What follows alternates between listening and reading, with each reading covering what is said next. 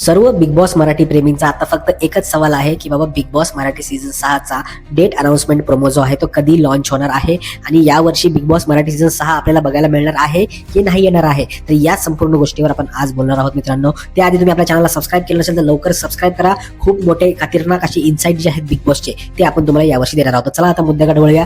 सर्वात पहिला प्रोमो जो आला होता बिग बॉस मराठी सीझन 6 चा तो आला होता 24 नोव्हेंबरला संध्याकाळी 7:07 आता त्याला ऑलमोस्ट 20 दिवस उलटून गेलेले आहेत, पण बिग बॉसच्या मेकर्सनी कुठेही काहीही कसली हिंट जी आहे ती दिलेली नाहीये की बाबा दुसरा प्रोमो जो आहे तो कधी येणार आहे, डेट अनाउन्समेंट कधी होणार आहे.